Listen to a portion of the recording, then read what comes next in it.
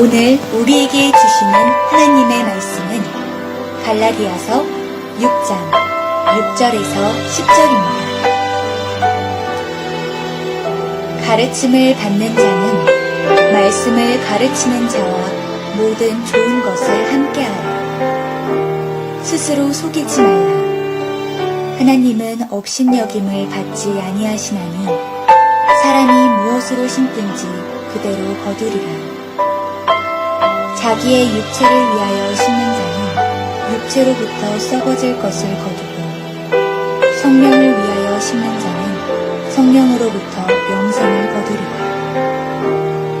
우리가 선을 행하되 낙심하지 말지니 포기하지 아니하면 때가 이르매 거두리라. 그러므로 우리는 기회 있는 대로 모든 이에게 착한 일을 하고 더욱 믿음의 가정들에게 할지니라.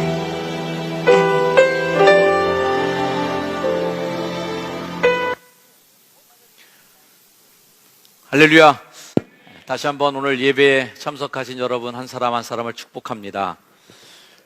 지난주에 이어서 올해 표 영광의 예배 친밀한 교제에 대한 말씀을 나누는 두 번째 시간입니다. 자, 새 표 다시 한번 주먹 불끈 쥐시고 네, 시작. 영광의 예배 친밀한 교제. 할렐루야. 영광의 예배와 친밀한 교제가 다 들어있는 아주 적절한 성경 말씀이 성경에 있습니다. 사도행전 2장 46절 말씀인데요. 날마다 마음을 같이하여 성전에 모이기를 힘쓰고, 성전에 모이기를 힘쓰는 영광의 예배가 있었고요. 집에서 떡을 떼는 두 개의 바퀴가 굴러갑니다. 집에서 떡을 떼며 순전한 마음으로 음식을 서로 나누어 먹고 이런 친밀한 교제. 그래서 교회를 끌고 가는 중요한 두 바퀴가 성전에 모이기를 힘쓰는 예배와 그리고 집에서 떡을 떼는 교제가 두 축이 잘 세워져 있을 때 교회는 구원받는 사람의 숫자가 날마다 더하게 되는 이 은혜와 축복을 우리가 누리게 될 줄로 믿습니다. 랄프 마틴이라는 분이 초대교회 예배에 대해서 연구하면서 신약교회의 중요한 활동을 5개로 구분합니다. 굉장히 흔한 아주 기본적인 말씀인데요. 다시 한번 좀 설명을 드리면 첫 번째는 카리스마, 예배에 대한 것이 되겠고요. 캐리그마, 말씀의 선포가 있는 설교, 그리고 디다케, 교육이 있고, 그리고 오늘 우리가 알고 싶어하는 코이노니아, 교제가 있습니다. 그리고 디아코니아, 봉사가 있는데 이 5개의 모든 요소들이 교회 안에서 하나도 빠질 수 없는, 교회 그러고 예배당 그러면 예배 드리는 거, 그 예배가 가장 우선적으로 놓이게 되겠지만 예배에 못지않게 하나님 만나고 옆에 사람 무시하고 그리고 횡하니 집으로 가는 게 아니라 이 교회 안에서 봉사도 있어야 되고 코이노니아 친교도 있어야 되고 거기에 교육받는 것도 있어야 되고 그리고 말씀을 선포하면서 전도하는 이 모든 것들이 다 종합적인 영향을 갖출 때 비로소 건강한 교회라. 또 성도들도 역시 마찬가지로 건강한 성도라고 얘기할 수 있습니다. 오늘날에 많은 성도들이 편식을 하고 있다. 그건 뭐예요? 예배만 참석하는 성도들이 있는 거예요. 하나만 먹습니다. 카리스마만 먹는 거예요. 캐리그마만 하는 거예요. 그 다음에 디아코니아, 봉사 없어요. 디다케 교육받지 않아요. 코이노니아 친교하지 않아요. 편식하고 있는 거죠. 사도행전 2장 42절 말씀처럼 그들이 사도의 가르침을 받아 서로 교제하고 떡을 떼며 기도하기를. 이 교회 안에 있는 요소들은 다 같은 이 영양소가 다 들어있는 겁니다. 가르침을 받고 예배 드리고 사도들에게 배움 받고 교제 서로 하는 거 중요한 거예요. 그리고 떡 떼고 서로 음식을 나눠 먹는 이 떡을 떼라는 것은 초대교회로 볼 때는 성찬을 하는 것인데요. 아무튼 이런 친교, 기도 이 모든 것들이 종합 영양제가 되는 겁니다. 제가 오늘 설교에 좀 도움이 되기 위해서 제가 CBS의 영상 칼럼을 매주 연재하고 있는데 그 중에 한 칼럼을 오늘 좀 설교에 도움이 될 것 같아서 한번 준비해 봤습니다. 제가 직접 이렇게 말도 해야 할 수 있지만 저도 5분간 쉬려고 약 5분 정도 되는 영상 칼럼인데 한번 봐보시기 바랍니다.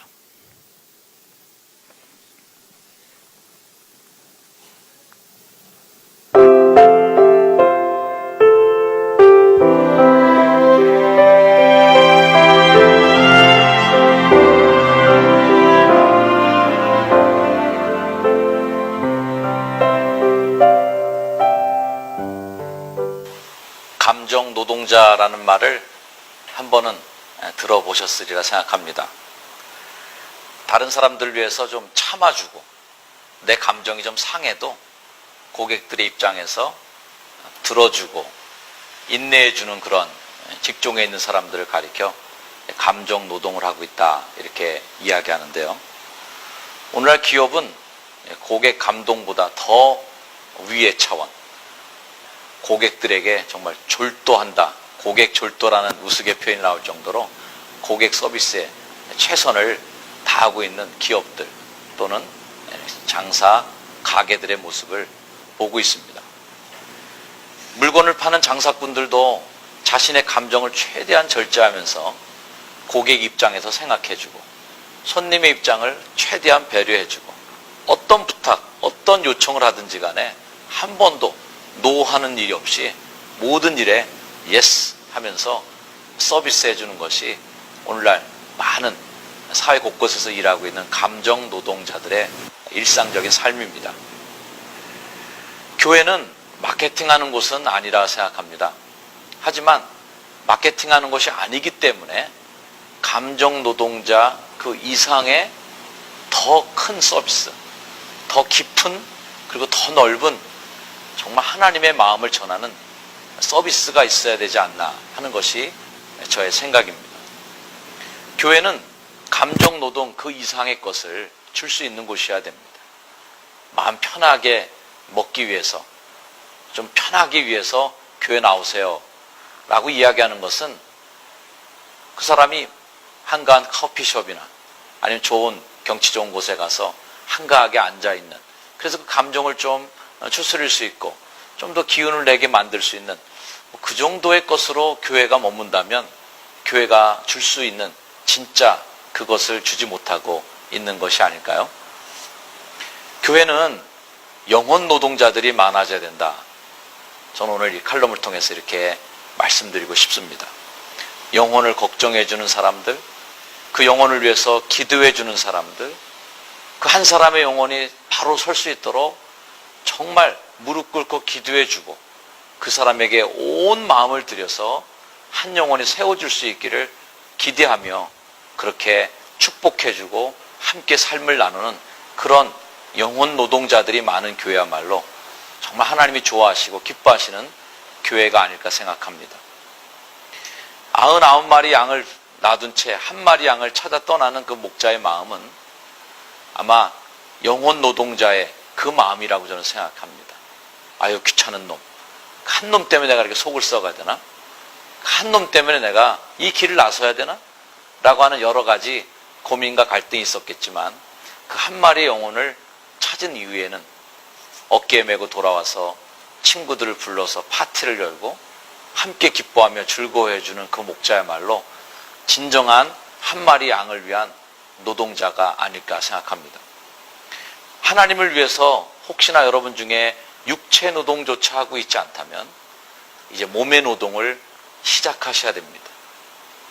몸의 노동으로만 교회 일이 멈추고 있다면, 그래서 내 몸이 편한 것만 추구하려고 하는 그런 마음에서 또 하나 넘어가기 위해서는 감정 노동이 돼야 됩니다. 절제해주고 인내해주고 많은 사람들을 배려해주는 것이죠. 거기에 더 하나, 이제 영혼 노동자가 되어주십시오. 올해가 다 가기 전에 한 영혼을 품에 안고 그 영혼을 위해서 정말 몸을 쓰고 애를 쓰는 영혼의 노동자가 되어보시지 않겠습니까?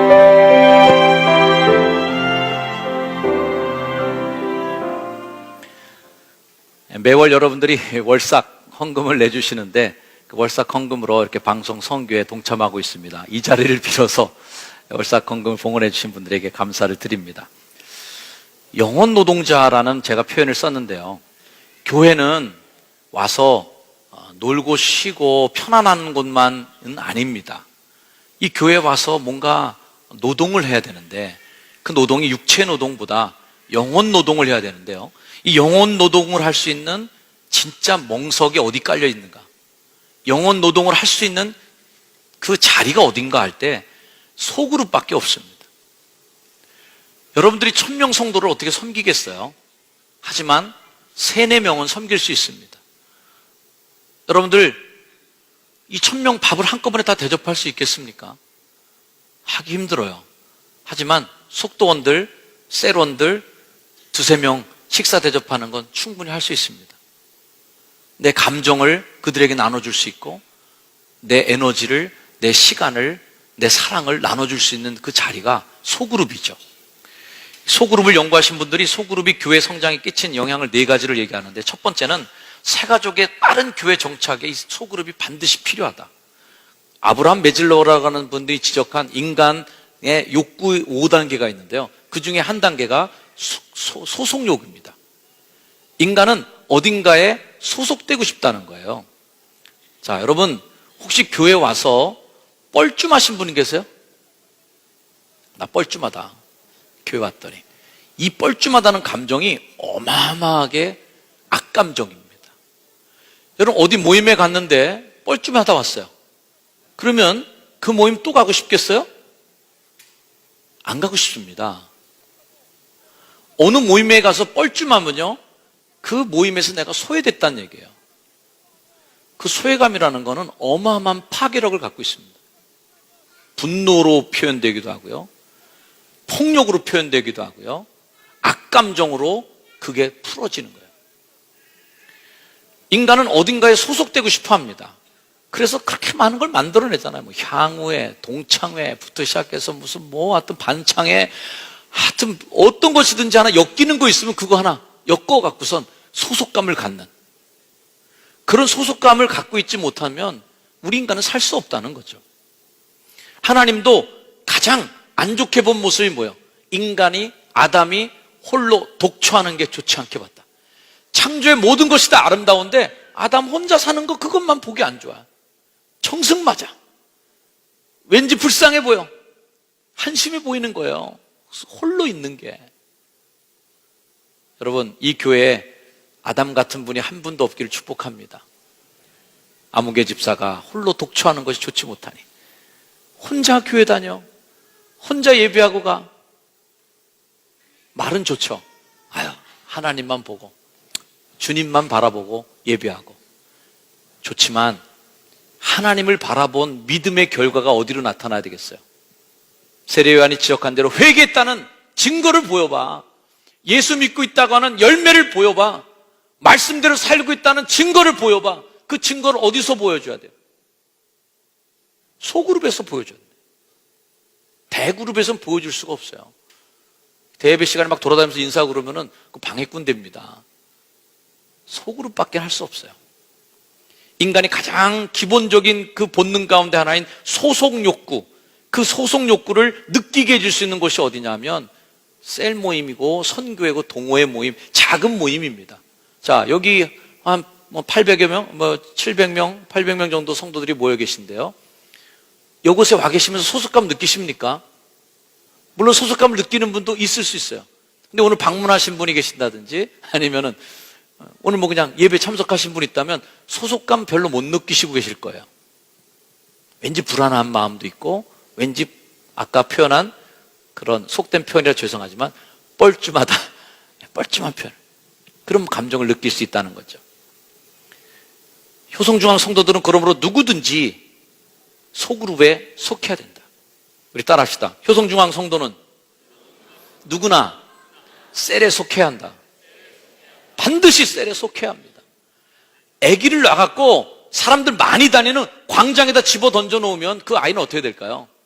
사람 많은 곳이에요. 광장에 수백 명이 하루에도 왔다 갔다 하면서 사람들 다닙니다. 하지만 그 아이를 광장 한복판에다 버려두면 그 애는 죽는 거예요. 왜 하나님이 이 아이를 키우는 공간을 4명, 5명이 모인 가정이라는 곳에 그 아이를 둘까요? 그렇게 적은 무리가 3, 4명이 모인 가족들이야말로 이 생명을 키우는데 가장 적합한 공동체인 거예요. 1000명이 애기 하나 키울 수 있습니까? 못 키웁니다. 애 죽어요. 그러나 2, 3명은 키우는 거예요. 가족이니까. 여러분, 이 1000명 공동체에 속해 있다고 해서 여러분의 신앙이 성숙하고 자라지 않습니다. 소그룹이 속해야 된다. 이것이 하나님의 창조 원리예요. 또 하나의 소그룹을 우리가 친밀한 교제를 만들어야 되는 이유 중에 두 번째는 평신도 지도자의 발굴입니다.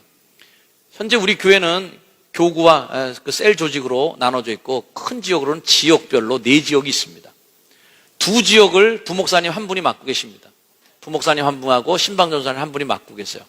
자, 제가 대충 머리로만 계산해도 우리 교회 평균 출석 인원이 800, 900명이에요. 그럼 절반으로 나누면 약 400명. 인색하게 봐서 400명으로 보자.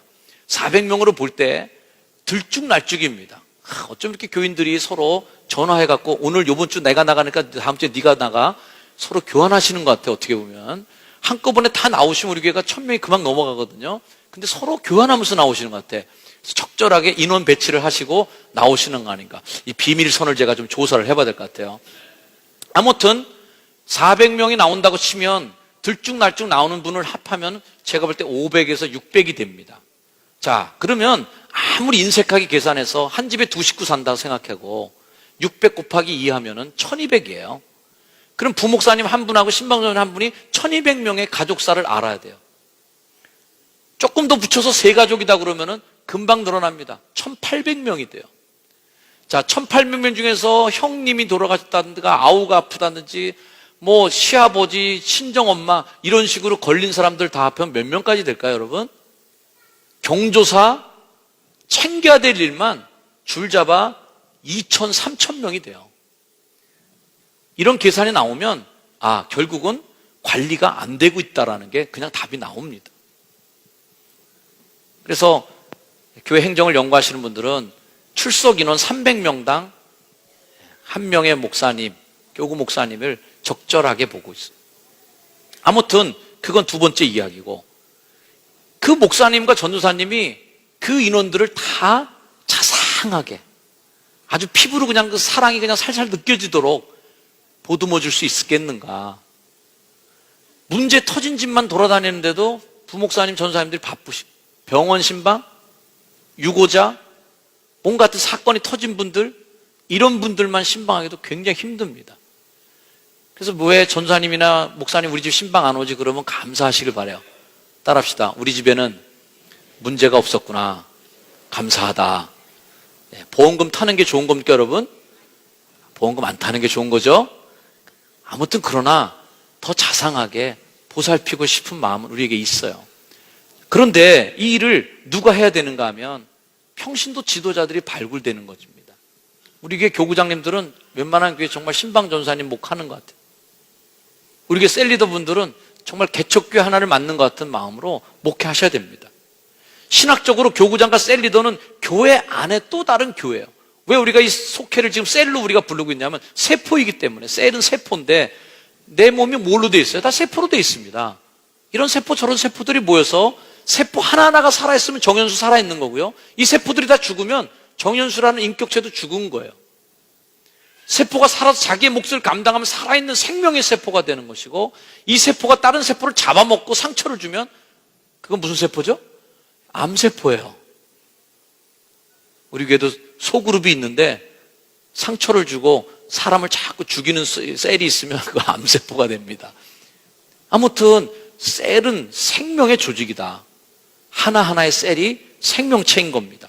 그러므로 잘 훈련되신 교구장님들과 셀 리더는 우리 교회의 가장 큰 무형의 재산이에요. 교구장님들과 셀 리더분들을 축복합니다. 그분들 위해서 한번 박수 한번.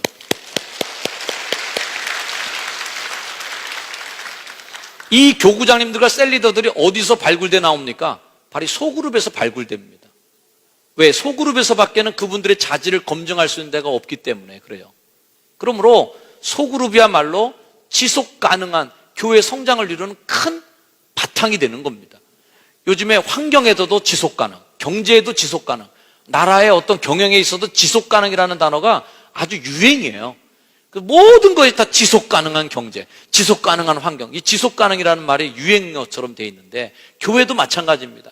교회가 지속 가능하려면 어떻게 해야 될까요?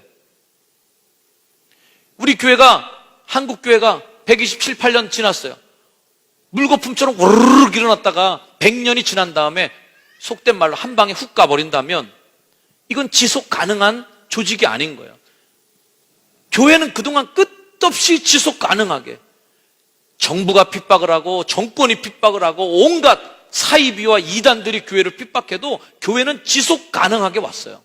이 힘이 어디 있었는가? 바로 교회에서 발굴된 평신도 지도자들의 노력과 그들의 헌신인 것입니다.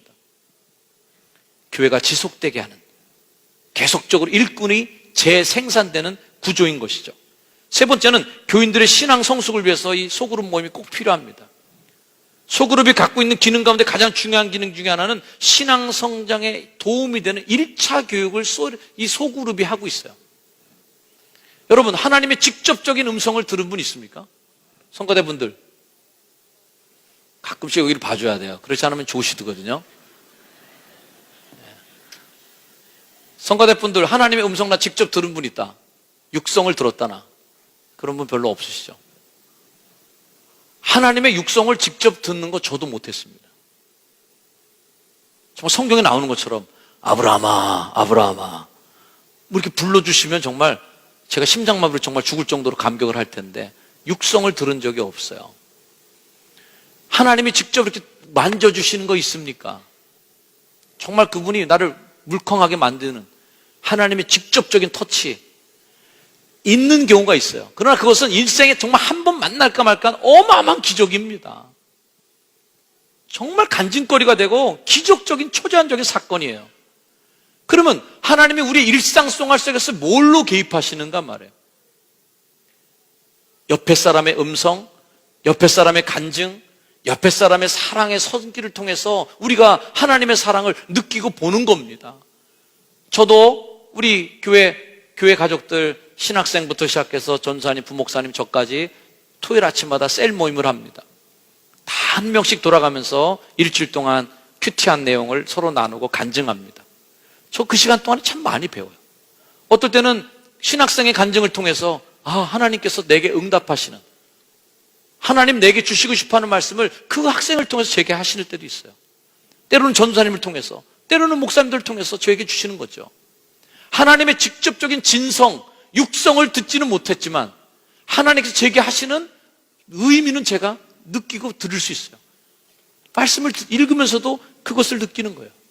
우리가 옆에 사람과 만나지 않으면, 같이 예배 보는 여러분들과 서로 교제가 없다면, 하나님이 여러분을 만지고 싶어도 그 만남 속에 들어가 있지 아니하고, 하나님이 여러분에게 뭔가 말해주고 싶어도 그 얘기해 줄 수 있는 모임에 들어가 있지 못하다면,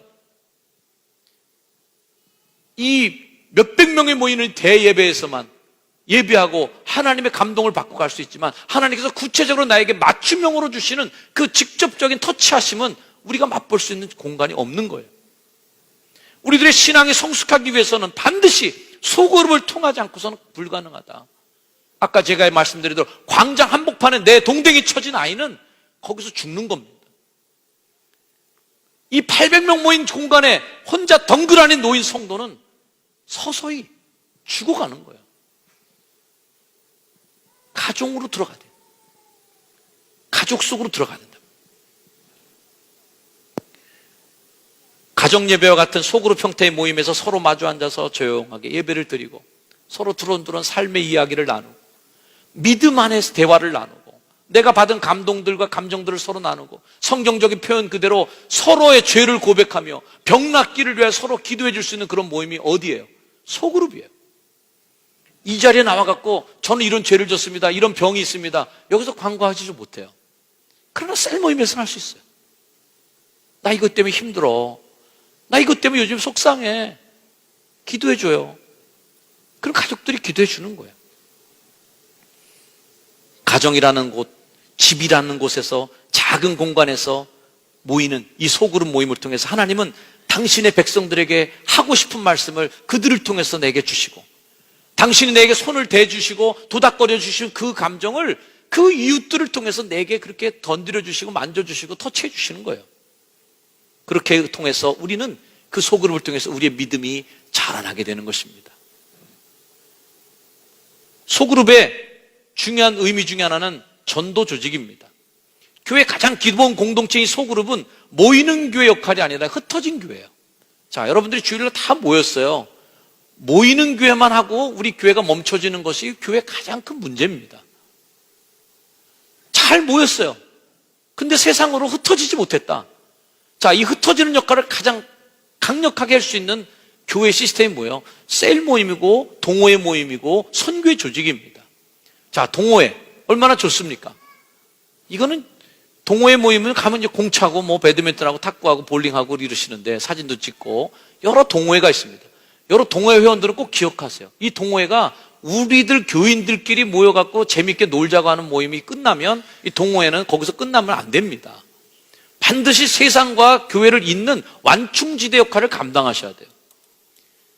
누구든지 교회를 직접 들어올 수 없어요. 동호회로 먼저 들어올 수 있도록 자꾸만 접촉의 면적을 늘려주시고 초대해야 된다.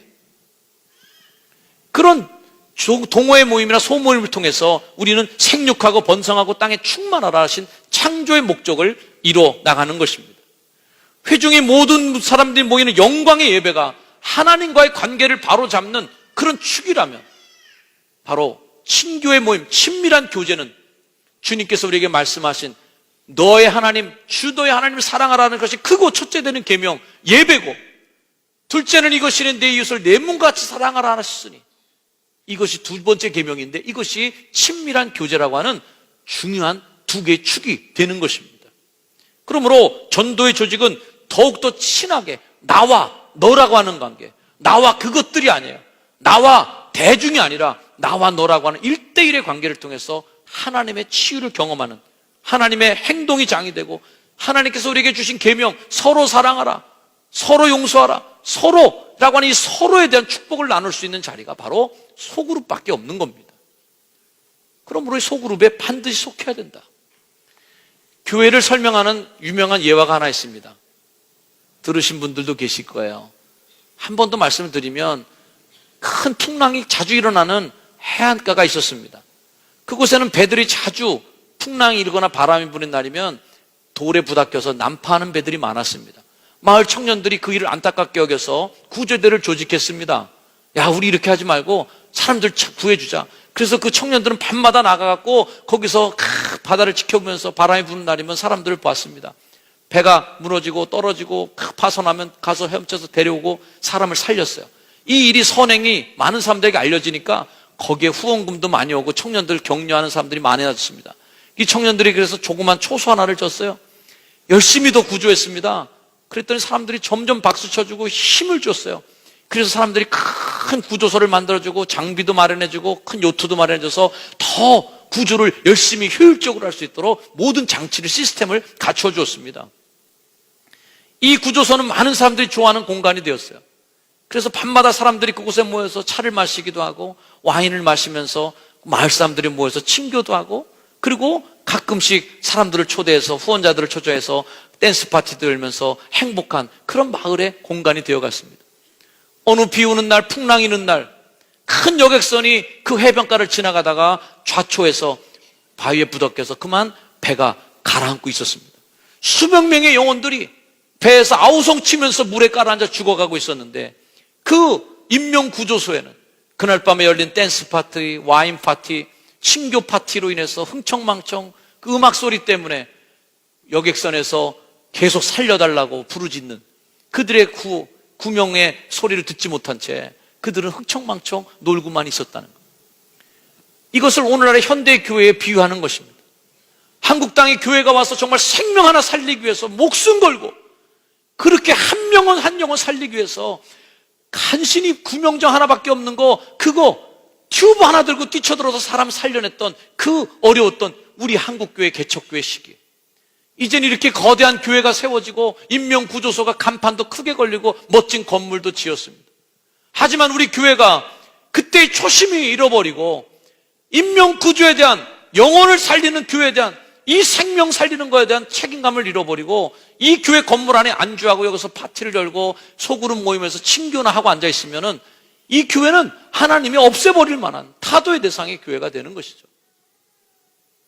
우리에게 과연 그 영혼 사랑에 대한 핵심적인 교회 사명이 아직도 남아있는가? 우리 사랑하는 성도 여러분, 교회가 제 몫을 감당하지 못할 때 일어나는 현실의 끝을 우리가 잠시 보았습니다. 우리 교회도 정말 생명력을 우리가 잃어버린다면, 예수 그리스도를 믿는 한 형제 자매들이 갖고 있는 서로의 나눔과 사랑의 공동체, 이 생명 공동체의 마음을 우리가 잃어버리면 우리 교회만큼 나이트클럽 쓰기 좋은 공간은 없는 것 같아요. 정말 가슴이 아픈 일입니다. 저는 여러분에게 질문하고 싶습니다. 여러분, 종교 소비자입니까? 많은 사람들이 종교 소비자로 존재합니다. 예수님의 사랑을 소비합니다. 하나님의 사랑을 그냥 소비해버리고 끝납니다. 예배를 소비해버립니다. 은혜 받았어. 예배 좋았어. 찬송 좋았어. 소비해버리고 더 이상 생산해내지 않으려고 해요. 우리는 믿음의 선배님들에게 이런 신앙의 전통을 물려받았습니다. 저도 저희 아버님이 목회하셨지만 닭장에서, 천막에서 그렇게 개척하신 선배 1세대 목사님들의 정말 가난에 찌들었던 그 사람들의 밑바탕 위에 지금 우리 교회가 여기 서 있는 거예요. 우리가 다음 세대를 위해서 또 투자하지 않으면, 우리가 다음 세대를 위해서 더 우리가 노력하지 않는다면 이 교회는 지속 가능한 조직이 될 수 없다. 우리는 더 이상 종교 소비자가 되지 말아야 합니다. 예수님 왜 우리를 부르셨는지에 대한 목적과 의미를 분명히 알아야 돼요. 예수님께서 우리를 부르실 때 이렇게 말씀하셨어요. 나를 따라오너라. 내가 너로 사람을 낚는 어부가 되게 하리라. 목적과 이유가 있어서 부르셨어요. 생산하라는 거야. 네가 어부된 것으로만 끝나지 말고 너가 가르친 사람이 또다시 고기를 낚을 수 있는 어부가 되게 하라는 거예요. 이것이 어디서 가능하겠습니까? 소그룹에 속해 있는 사람들이 훈련받고 그 모임에서 역동적으로 그 일이 이루어져야 된다는 거예요. 2014년에는 반드시 하나 이상의 소그룹에 속하십시오. 셀의 모임 참석하기 어려운 분들은 동호회라도 어려운 분은 선교회 모임이라도 참여하셔야 됩니다. 교사 모임에 참여할 수 있습니다. 성가대 모임에 참여할 수 있습니다. 우리 교회 많은 봉사하는 모임에 참여할 수 있습니다. 어딘가에 소속돼 있지 못하면 그 사람은 종교 소비자의 끝일 거예요. 오늘 본문 말씀을 다시 한번 기억해 보세요. 가르침을 받는 자는 말씀을 가르치는 자와 모든 좋은 것을 함께 하라. 우리 교회는요, 서로의 소모임 속에서 좋은 거 함께 하세요. 좋은 걸 서로 나누고 좋은 걸 서로 같이 공유하세요. 스스로 속이지 말라. 하나님 업신여김을 받지 아니하시나니 사람이 무엇으로 심든지 그대로 거두리라. 육체를 심으면 썩는 걸 거두고 성령을 심는 건 영생을 거둔다. 여러분 살아가면서 뭘 심겠습니까? 여러분 계모임, 친목계, 향후의 모임, 동창 모임, 동네 모임, 여러 모임들 가서 그곳에 그 모임에 시간과 물질과 재능을 투자하는 것은 좀 심하게 말씀드리면 육체를 위하여 심는 그 노력들, 이것은 썩을 것을 거두는 거예요. 신령한 것을 심고 신령한 것을 거두는 그 모임에 투자해 보시길 주여로 축복합니다. 우리가 선을 행하되 낙심하지 말지니 포기하지 않으면 때가 이름에 거둘 것이다. 여러분 관계의 갈등으로 인하여서 이 소그룹 모임에 속하는 것을 두려워하는 분들이 없기를 주의 이름으로 축원합니다. 유시아 씨가 쓴 그런 그 시처럼 말이죠. 사랑하라. 한 번도 상처받지 않은 것처럼. 많은 사람들이 교회 상처를 받습니다. 소그룹의 상처를 받았습니다. 그래서 소그룹에 속하지 않습니다. 근데 역시 아이러니하게도 그 상처를 치유받을 곳이 어디냐? 교회이고요. 그 상처를 치유받을 곳이 어디냐면 소모임이에요. 관계의 갈등으로 인해서 낙심하거나 포기하지 말아야 됩니다. 낙심하고 싶은 일, 포기하고 싶은 일 수탁이 있어요. 그래서 어쩌면 많은 사람들이 조용히 교회 다니고 싶다. 조용히 교회 다니고 싶다. 이런 생각을 합니다. 조용히 교회 다니는 것이 과연 그 상처가 치유되고 내가 성장하는 것일까요? 저는 아니라고 믿어요. 10절, 그러므로 우리는 기회 있는 대로 이 모든 이에게 착한 일을 하되 더욱 믿음의 가정들에게 하라는 겁니다. 여러분, 믿음의 가정들에게 더욱 이 착한 일을 하시길 축복합니다. 우리 다시 한번 자신에게 외치겠습니다. 나는 착하게 살겠습니다. 착하게 살자, 우리. 작년표예요. 착하게 살자, 우리. 착한 일을 하되 믿음의 가정들에게 더 착하게 해줘. 더 대접해주고 더 나누고 더 섬겨주고, 그래서 그 소모임을 통해서 그리스도의 사랑을 다 알자는 거예요. 행복한 소모임이 되길 주의 이름으로 축원합니다. 친밀한 교제의 핵심이 바로 이건 거죠. 올 한 해 영광의 예배와 친밀한 교제가 여러분 삶 속에 풍성하기를 주의 이름으로 축원합니다. 기도하겠습니다. 주님, 마음을 다하고 뜻을 다하고 힘을 다하여 주 너의 하나님을 사랑하라.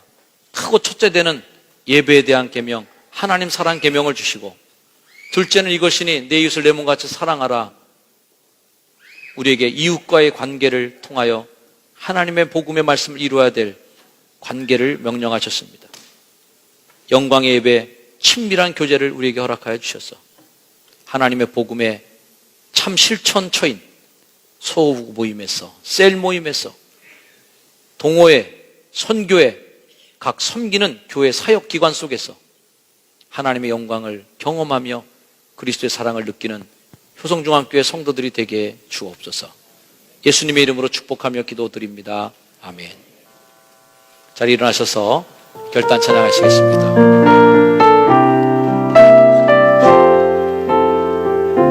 옆에 분을 한번 축복하시기 바랍니다. 주님의 사랑으로 당신을 사랑합니다. 주님의 사랑으로 당신을 사랑합니다. 축복합니다. 주님께서 주시는 그 사랑으로 당신을 사랑합니다. 옆에 사람들 살짝 보면서 주님께서 주시는 그 축복으로 당신을 축복합니다. 형제의 삶 속에 주 영광 나타날 때에 주님의 나라가 임하리. 자매의 삶 속에 주 사랑 나타날 때에 주님의 구원이 임하리. 우리 옆에 분의 손을 잡고 한번 기도하겠습니다. 하나님, 주님께서 주시는 그 사랑으로 형제를 사랑하고 자매를 사랑하며 하나된 삶을 살기를 원합니다. 우리 교회에 친밀한 교제를 허락하여 주셔서 천국을 가기 전에 그 천국이 이 세상에서도 먼저 경험될 수 있는 천국 같은 셀 모임, 천국 같은 교구, 선교회와 우리 교회 모든 모임과 만남들이 되게 축복해 주옵소서. 제가 그곳에 속함으로 그곳이 더 천국이 되길 원하고, 내가 그곳에 속함으로 하나님의 사랑을 실천하겠습니다. 이런 믿음의 마음으로 기도하겠습니다. 하나님 감사합니다. 우리 모임 속에 임하여 주시고 그리스도의 사랑으로 우리가 하나 되게 하시니 감사합니다. 우리 모임 가운데 주님 함께 계시고 예수 그리스도의 사랑과 은혜로 주님의 말씀에 순종하여서 하나됨을 이루나 하신 주의 말씀에 순종하여 주님의 뜻 하나됨을 이루게 해 주시옵소서. 아멘. 이제는 중간에 막힌 담을 허시기 위하여 화목제물로 이 땅에 오셔서 서로의 막힌 담을 허시고 평화를 이루신 우리 구주 예수 그리스도의 크신 은혜와 나를 아버지라고 부르는 자들을 사랑하시며 그 자녀들이 하나님 안에 한 형제됨을 누리고 살도록 우리를 축복하시는 하나님의 극진하신 사랑과 인도하시고 보호하시는 성령님의 은총이 이 한 해 동안 친밀한 교제, 영광의 예배를 결단하며 삶의 자리로 흩어지는 교회로서의 역할을 감당하기 위해 세상으로 나아가는 빛된 주의 백성들 머리 위에 이제로 영원까지 늘 항상 함께 하시기를 간절히 축원하옵나이다. 아멘.